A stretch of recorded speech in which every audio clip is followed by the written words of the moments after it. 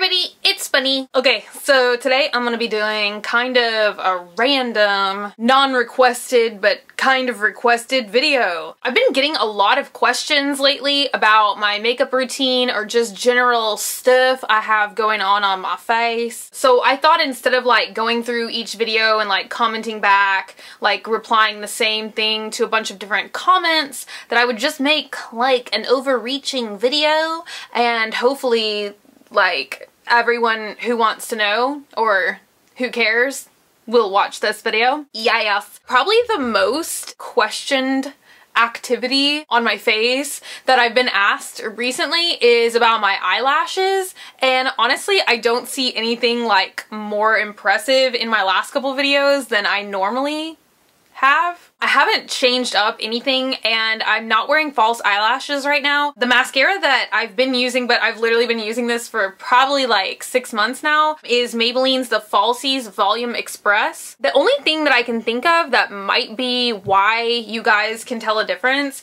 is they made a new applicator, and I don't really know what they call this thing, but, and I don't even know if this is coming through, but it like bends, I don't know, it's cut like halfway through the applicator, and so it like flicks or bend. I don't know, it's like a bendy straw in the middle of my applicator of my mascara, which almost is kind of like gross if I think about it too much. I'm trying to just push it out of my brain now. I don't know, but that freaky little thing is like maybe doing a better job. But I will go ahead and tell you guys my favorite brand of false lashes is Eylure, and it's a brand that I get from Ulta and I haven't seen it anywhere else. It's reasonably priced. I haven't bought a set. I thought I had a spare set because normally I always keep like one unused box around in case I want to get really festive one day and just glue some fake hairs onto my eyes. They're in between like $3.99 a pair or $4.99 a pair. My favorite kind in that brand is the double lash, and what it actually is it's like 2 pairs of false eyelashes glued together already for you to make 1 pair. I really like the drama and the volume. I guess the other reason I haven't put them on in a really long time is about 2 Twitter default photos ago, like not this one or the one I had before that, but ye olden days, like in ye olden days of summer, I had a pair on and I actually was like verbally abused by this 13-year-old, and she just like tweeted at me and she was like, "Your eyes are really disgusting." Like I was just like, no, really? Like I was like, where are your parents? Like, do they know that you're an internet heathen? I don't know. It was like absurd and frightening, and I was like, what is happening to humanity? I got like bullied into not wearing eyelashes by a 13-year-old. I don't know. So second most frequently asked question about my makeup routine lately, how long was that intro sentence I just spat out right there, is about my foundation, because I have switched. I think I told you guys, like, it was in an FOTD like 2 weeks ago. The first one I did, the wearable dramatic that my friend at the MAC store did, and she recommended that I change foundations, and I think I told you guys wrong. I told you guys that I was wearing NW25, but I wasn't. I was wearing NW20, and my friend at the MAC store, recommended that I go to NC15, which is the lightest shade of foundation that they have. And I'll tell you what, like, I kind of have been having mixed feelings about it, like on my face in reality. Like on camera and in photographs, it's been looking really, really nice, or it looks like it really, really matches my skin tone well, but in public, like IRL, I don't really feel like it has enough coverage for me. I don't know if I'm just brainwashed to like, because I used to be a hardcore addicted spray tanner, and then I was just like, not no more. I don't know, I just like don't like to tan at all anymore. So I don't know if it was just because like my routine was always like, yes, dark is good, and now I just can't get over it. Because I mean, it does like match my neck and everything, but I do have a little bit of rosacea around like right here and a little bit into my nose, which you can't really tell, I don't think, like on the camera or once I put my blush on. But I don't know, like in real life, like I'm really, really shy about my freaking nose, you guys. And like when I put this foundation on, I just don't feel like it covers my nose enough. I don't know. I just think if I put more foundation on it that maybe my nose will disappear and I'll just be like a face with no nose. That would be great. But I did try a little bit of a different strategy today because I am a hardcore makeup sponge applicator for foundation. I just cannot get anything else through my brain. But I did pat it in today because that's what my friend Katie recommended, is that I start patting in my foundation instead of like rubbing it in, which just sounds like really gross and childish, but that's just what I've always done. I'm like, yeah, it looks so good. So I have switched to this, and I also switched, I'm like a hardcore fan of the MAC Studio Moisture Tint. Number one, because it has SPF in it, and number two, because it was always just a really easy thing. Like even days when I don't want to put like my whole makeup on, I usually can just put a little dab of this and it'll kind of like cover up my acne scars and just like stuff that I don't want people to see. And I used to actually buy medium dark in this because I literally just put maybe like a dime size and then like rub it all in and like down my neck. I don't know, I have mixed feelings about this. Like I'm like, was I one of those people that wore foundation that was too dark? I don't know, you know, I don't know. So I switched this to the lightest one too, but I just like almost don't feel like it does jack diddle for me anymore. I saved the packaging and I might return this at least for one shade darker because I don't really know. Like I've used this twice and I'm just like, well, this does nothing. I don't know. I have really mixed feelings about this because I feel like it is the appropriate shade, but I also feel like it's not doing anything. How many times did I just say the same thing? I don't know how I feel about NC15. Mixed feelings about that too. Like I feel like it's appropriate, but I also like don't feel like it is enough of a mask for my face. So I may bump this up one shade darker. I doubt that I will, just because like when somebody tells me that I'm doing like the professional right thing, I'm just like, oh, I better stick with that. I don't know. So you guys tell me what you think. The next most asked thing that I've gotten a lot lately is my lipstick, and I kind of have been like running around and like going out a lot more lately, and so I've been looking for something like not as cakey. So like maybe if I accidentally make out with somebody, that may sound trampy.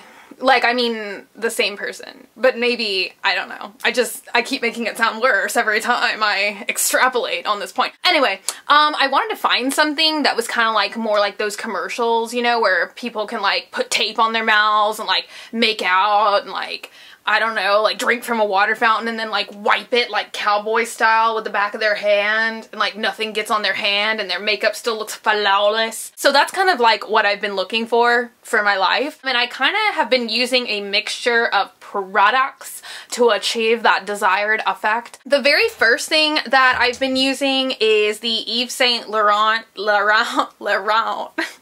on the swamp, okay? That's how we do it on the swamp. We just say things in whatever accent we feel. And I butcher this every time, so I hope y'all are ready for this. Ew, got a little foundation on that. That's hot. You look so good. Anyway, I've been using the Yves Saint Laurent Voluptuous Sheer Candy. I always say that wrong every single time I say it. This is in shade 6. I got this from, ooh, that was upside down. I got this from Sephora. It is shade 6 in like Luscious Cherry or some crap like that, where they always want to like make everything sound both sexual and fruity. So I've been putting that on like halfway through my makeup routine, like right after I put on my setting powder and after my foundation. I just put a light little layer of this on my lips because it is very moisturizing and it also gives me a good base color. Now I won't lie, this is $30. So if you're looking for a dupe of something similar but like probably doesn't taste as good, I don't know. Like somebody told me that they thought it tasted like cat tinkle, but I think it's like a really charming. I wouldn't mind eating this. Like if I got hungry and I was like really Debbie, I would totally just nom nom on this. Anyway, some people love this product, some people hate this product. I feel like it's a good dupe for this, but maybe like, I don't know. It's really moisturizing and it will also give you color. So if you want something that's more like $6 and not like $30, then you can go with the Revlon Lip Butter in color 35 or Candy Apple. Yeah, so that kind of does the same thing. But then once I've done all the other steps of my makeup, I layer 2 more products for my lips. The first being the Sephora Nano Lip Liner Pencil, and this is just in Real Red. I think they only have one red shade of in-house brand lip liner. So as you can tell, it's just a red lip liner pencil. And then the last thing that I'm totally obsessed with, and I think I've mentioned it in one other video, but I have to say thank you to my subscriber Salem Bambi again for recommending this product to me because I absolutely love it. And it is a lip stain, and it's Revlon's Just Bitten in Gothic. Now it does have like this balm attached to it, but that is really grody. Like, I don't ever want to put this anywhere near my mouth again because I made that mistake once, and let's just say, you don't want to do that twice. But I do love this side, which is the actual lip stain. It does look like a felt tip marker. I think in the other video I said this, the only thing I wish that it had was some kind of like astronaut magic inside of it. You know, like those astronaut pens that we used to all buy in droves in the 90s, because it's like you can ride upside down in the water. And I was like, yes, I need that. Because like doing the bottom of the lip is really easy because like the liquid inside of the pen like seeps into the felt tip pen and you can just be like blah blah blah. But then when you go like to do the top of your mouth, like all the liquid drains out of the felt tip, so you kind of have to like put it on like upside down, like some kind of like Cirque du Soleil freaky stuff. Yeah, so, and I don't even want to know what would happen if you like accidentally drew outside the line of your mouth line, because you'd probably have this stain, because this literally does, like, I've eaten pizza in this regime before and it really does not wipe off. And the other great thing about this is it also does not wipe off when you drink out of a straw, because let me tell you, like, it's like one of my top 500 pet peeves is like when you're drinking out of a straw and it's just like this grody like lipstick falls all over, like off of your mouth and onto the straw, and it's just like a real freak show in public. 2 more products to go. Let's just zip right on through. So the other thing that I get asked a lot is about how it looks like I had this like white or really like light stuff going on under my eyes. I think that's partially because I do use the Benefit Under Eye Concealer, which is kind of like a brightener, and I think it kind of just brightens that whole like under eye area. But the other product that I use is another in-house Sephora product, and it's the Jumbo crayons, and I believe that these are meant to be a dupe for the Urban Decay ones because they pretty much look exactly alike, except for you can get these for like 10 bucks instead of like 26 or 18 or whatever Urban Decay thinks that they need to charge everybody. So this is color 05 beige, and it really works well for my skin tone. I'm not sure if it would work on people who aren't like ghostly disgustingly pale, but if you are, it kind of like just brightens your under eye just a little bit, like if you're a total insomniac and you just can't sleep and function. A la moi. Last product that I have to share with you guys. You may notice I have a pimple, or what is commonly